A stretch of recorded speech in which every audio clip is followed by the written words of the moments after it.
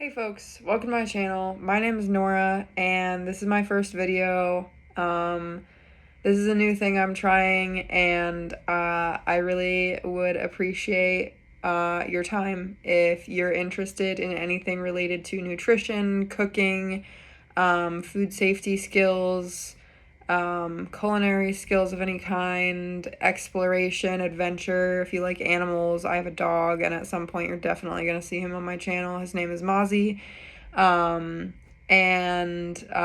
Yeah. Um, so, anyways, a little bit about me. I'm a nutrition science major, currently in my junior year of college. And I'm really interested in trying to advocate for better nutrition around the US specifically, and specifically in populations that are facing food insecurity. And so, just trying something new here.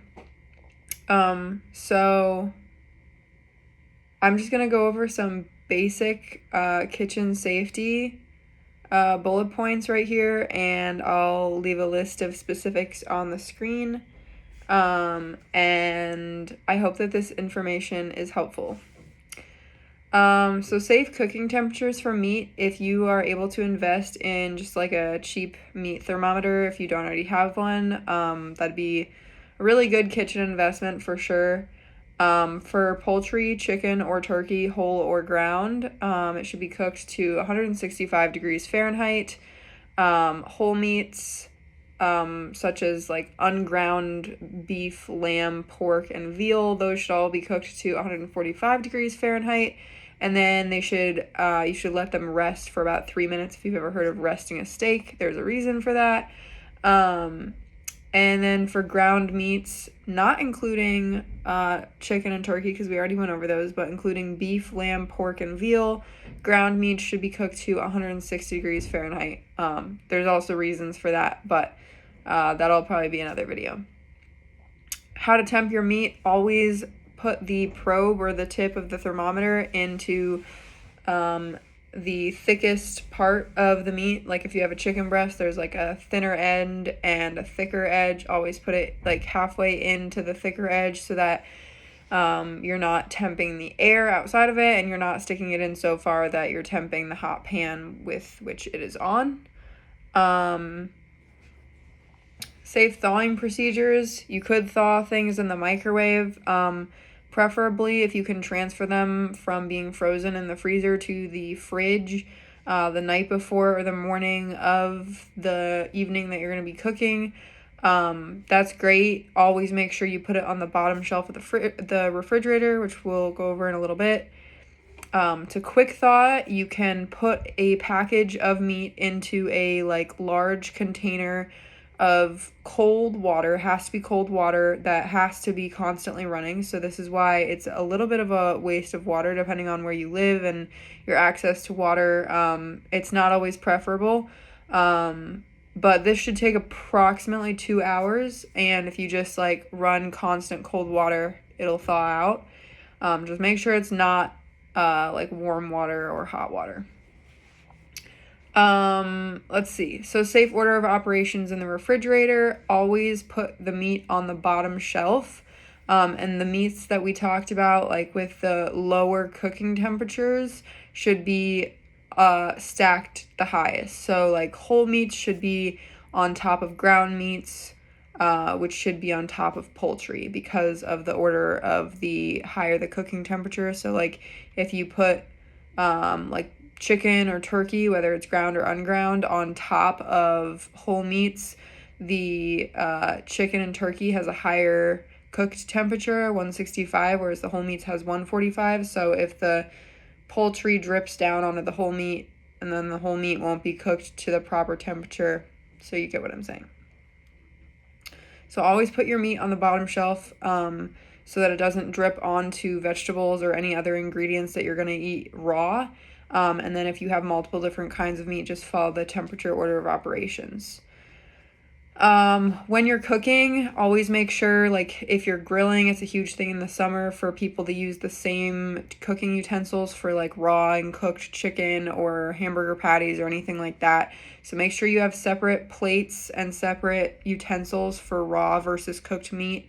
The bacteria isn't necessarily cooked off of the utensil just in the short time you took to flip it on the grill. And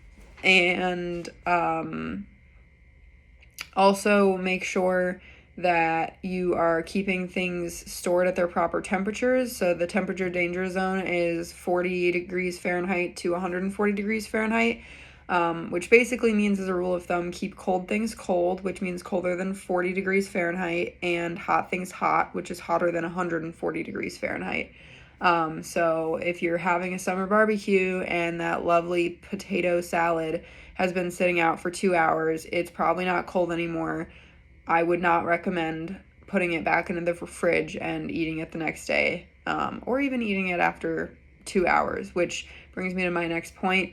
If hot food or cold food is left out for up to 2 hours, that's the point at which you're supposed to probably dispose of it, because there could be bacteria growing on it. In terms of disposal, another thing that I like to advocate for is proper disposal. I'm a big fan of composting. If you're like in an apartment or something, or a dorm, which is my current case, which will thankfully be over soon. There are locations that you can find near you that you can take compost to, so that you don't have to throw food into the garbage and contribute to landfills, and that's a whole other subject. So try to compost when you can, please. I would appreciate it. In terms of like very general cooking kitchen safety, never leave your stove unattended.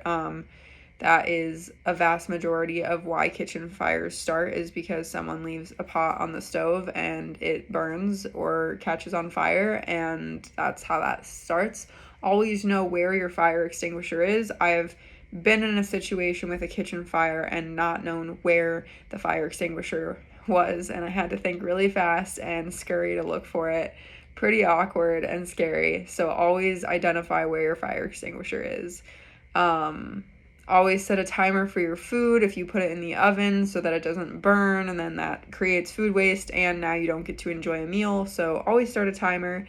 Plan your meals ahead of time if you can. It really, really helps when you do that, both financially, like the cost of groceries at this time is ridiculous. So if you can plan your meals ahead, things like that are really helpful. And in terms of planning ahead, there's this fancy French saying, I believe it is, called mise en place. It means have everything ready to go. Everything should be in its place. So if you've got vegetables like onions, carrots, and celery, which are the ingredients for another French term, mirepoix, which is like the base to any basic soup, essentially, or broth. If you've got vegetables that need to be chopped, try to chop them and set them aside. The first time I heard about this, I thought that it was overrated, because I was like, that's just going to make more dishes, having to set each ingredient in its own bowl or dish. But it actually makes cooking so much safer and faster, because you're not like scurrying to chop something up and then you could cut yourself because you're trying to go fast, and then meanwhile the thing in the pot is burning. And it's just better to have things prepped. And then because you have things prepped, instead of trying to like get ahead while the fire is going, you can actually like give it a stir and then do some dishes for like 30 seconds. And you'd be surprised how fast cleanup actually goes when you have everything prepped, which I know is not the contrary or the common belief, but that is a thing which I have come to learn. So mise en place, try to practice that and plan your meals ahead if you can. If you have like a day off at any point, I know a lot of people like to use Saturday or Sunday for meal prep, and just plan out what your recipes are going to be. That can be really helpful. So there's a list of some basic kitchen safety, food safety skills. and procedures. I really hope that was helpful. This is my first video, and I understand that it might be a little bit of a rocky start, so I appreciate your time watching, and I hope that information was helpful. Have a great day, and I'll see you next time. Bye.